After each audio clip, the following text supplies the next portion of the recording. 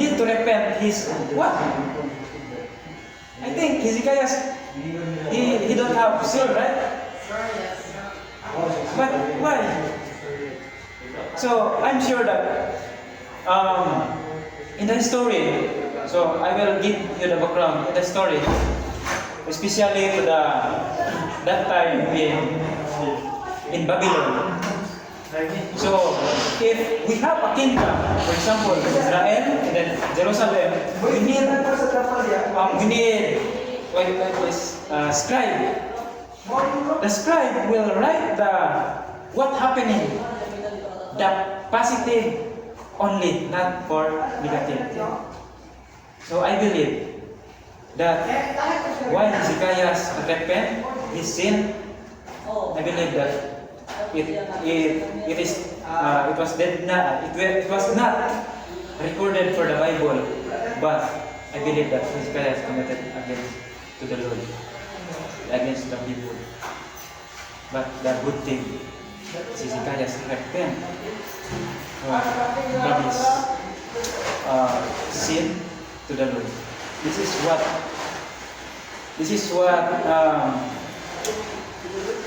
necessary to understand, friends. You know, Hezekiah encountered illness, and then he felt himself that there is no hope. But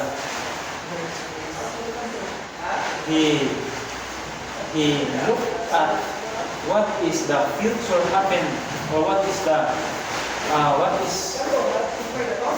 and I mean, Hezekiah he has a God.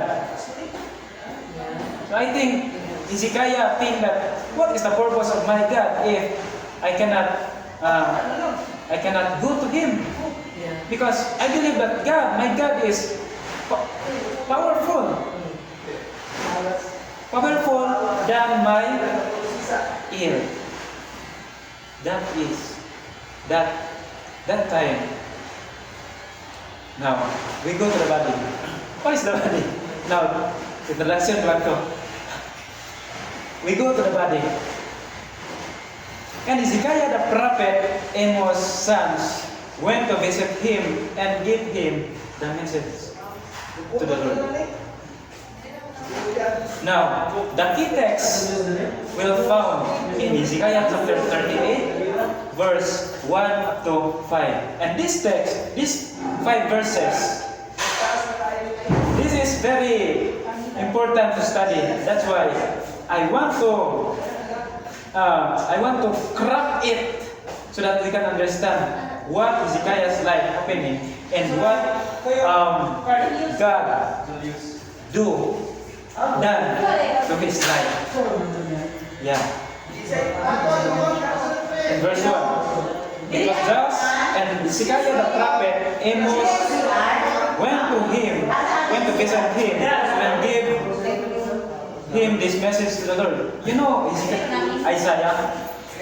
Isaiah, he is the prophet that time. And the king that time is Hezekiah. Then the Lord command to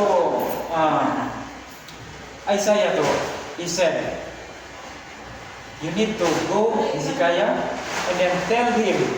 So, what message that God wants to deliver to Hezekiah?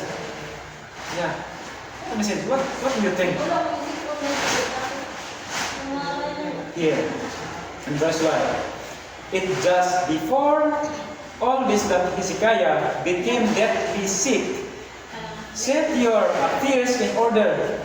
So, if the prophet that God used and God commanded that Isaiah go to the house of Karen and tell him that tomorrow she shall die. What do you feel after all that the prophet say to you that tomorrow you will die? You're scared, right? You're scared. But Hezekiah, he panicked. Yeah, he's panicked. But is what he did? He seek the Lord. He go to the Lord. And he said, Lord, why you allow this kind of illness? I am strong. Many of the kingdom I ruled in because of me by your, and because also your guidance in me. Why? And why? And verse 2. When Hezekiah did this, he turned his face to the wall and prayed. And that Hezekiah blamed his God and said, Hezekiah, go to the outside and take us suicide himself. But you know what Hezekiah did? He turned. What? When Hezekiah heard, he turned his face to the wall and prayed. For example, this is the wall. And Hezekiah go to the wall and Lord, and kneel, and he cried out. Can you imagine that? If you will see the lad or the child that cried, it is Hezekiah's dad that time. Pag bata ba, hilap. Hindi na natin express it. Ito lang lang. Now, the Lord, don't remember. This is what Hezekiah said to the Lord. Lord, don't you remember how true I've been to you and how I've always tried to obey you? In everything you said, then he broke down his great sobs. Kining sobs nga, gigamit rin. This is the cried out. He cried to the Lord. He did not cry himself, but he cried his problem to the Lord. This is the one thing that I want to emphasize you, that if we have a problem, encountered a lot of problems, obstacles in our lives, look what Hezekiah did. He prayed to the Lord. He seek his healings for the illness na yang namin. Yes, that is true. In verse 3, Oh Lord, verse 4. So the Lord, another message to Isaiah. What kind of message that the Lord sent to Hezekiah for the second time? For you, what is a message? You guess. So the first command to the Lord is go to the. He commanded Isaiah to go to Hezekiah's house and tell him, then tomorrow he will die. And you guess what is the two commands that need to the Lord? Now, here in verse 5, go and tell Hezekiah that the Lord God of your father David hears you. Throughout his prayer, throughout those great sobs that happened in his life during that illness, he cried out what he felt and what kind of sorrows that he had. But you know what? The prayer of Hezekiah, God's answered his prayer. Because what? Because of his faith. Friends, yes, we have a problem. But this problem that we feel that it's just like a world. It's not easy to encounter, to face a lot of problems, a lot of iniquities problems in school, problems in financial, problems in what kind of problems, etc. Problems, you know that. But look what Hezekiah did. He prayed and God answered those three prayers.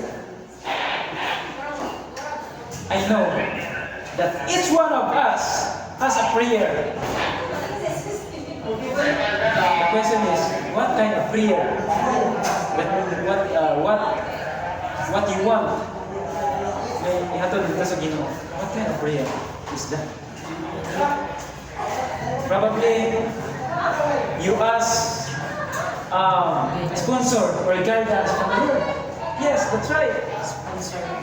Probably you ask future partner in the Lord. Yes, possible.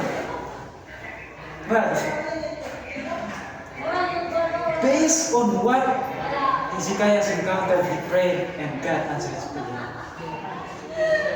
Through what? Through his faith. Now, here. According to Bible commentaries, Hezekiah turned his face toward the wall. This shows how earnest Hezekiah was in his prayer. He directed his prayer in privacy to God and not to any man. That is very big yes. Yes.